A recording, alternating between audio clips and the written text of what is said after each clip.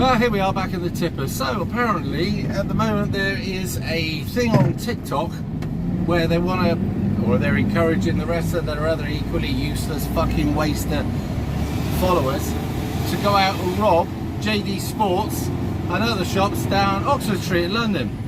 I think it says underneath, it says don't come if you can't run, and then an additive or an extra onto that was, and don't bring any weapons, because hey, if you're gonna get nicked, you don't want that fucking great 18-inch machete on you hanging about, because that could cause problems, couldn't it?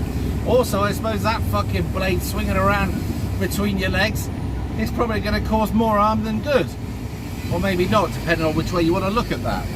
But it seems that the mayor, sorry about the noise, not the usual truck, no aircon, cooking to death.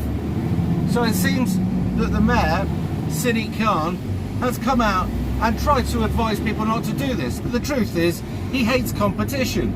At the moment, he is the biggest thief in London, robbing people blind with ULEZ and whatever else they've got going on over there, which manages to literally bend every motorist over and give it to them dry up the arse with no permission, no lube, and literally no retram.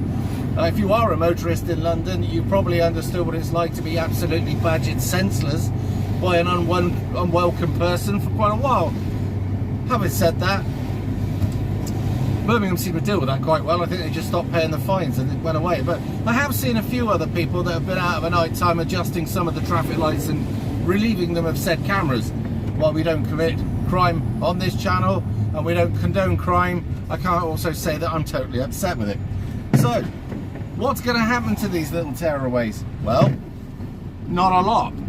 And most of them have watched so many fucking gangster films and listened to so much gangster music and actually think that they're fucking gangsters, that most of them actually want to make it to prison to say that they've done it. It's kudos, it's credit, whatever you want to call it. Now, what needs to actually happen is that, say for instance, some conservative people need to be down there and stop them. I can't say any more than that, for obvious reasons, law-abiding and all that kind of shit. However, these kids, they come from all sorts of backgrounds. They will be not just one colour, alright, but all of them need one thing: 2 years in an army with the old-fashioned drill instructors, beasting them until they're suicidal, till they're absolutely in floods of tears, hoping that some special agency will come along and pluck them out of this misery because they're special, they're black, or they're autistic, or they're this, or they're that, or all the other things that people want to say, oh, it's because of that reason this person's not themselves, whatever. Bollocks.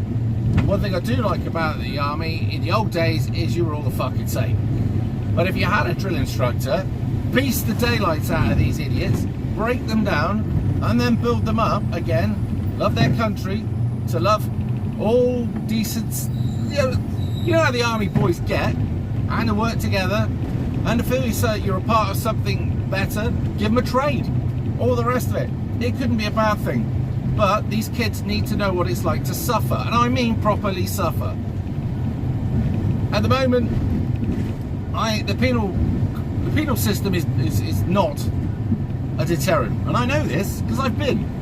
Now, I went in 1999. I was only there for a few months, and the place I was at was Gloucester, and that was conceived to be one of the worst, right?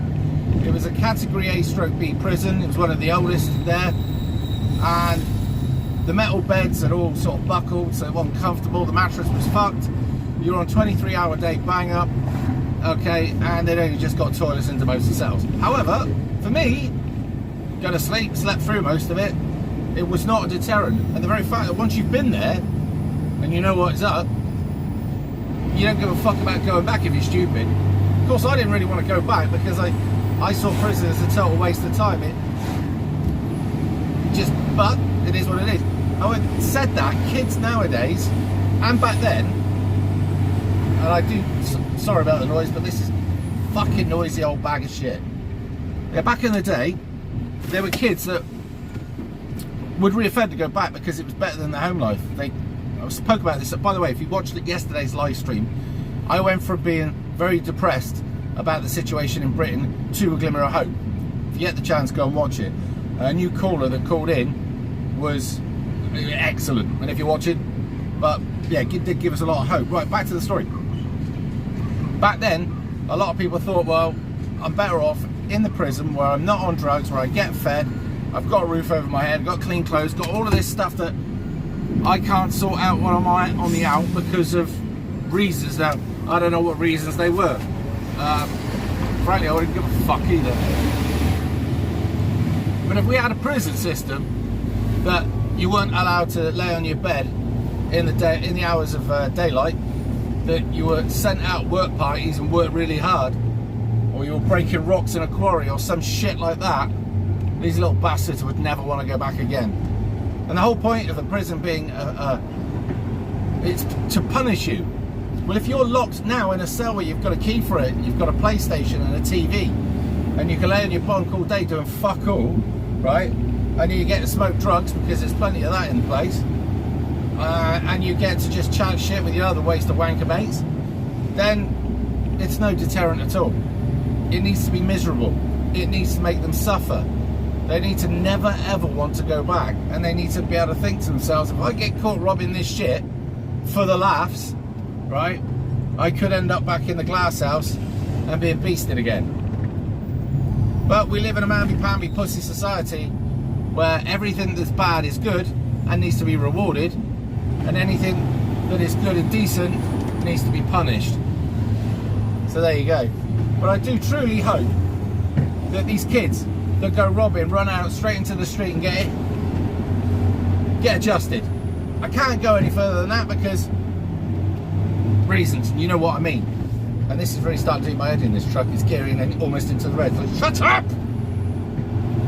Yes, I had to go back to the tippers because I couldn't stand working around that many people that couldn't speak my language and were supposed to be in charge of where I went, what I was doing, and had no idea about my job.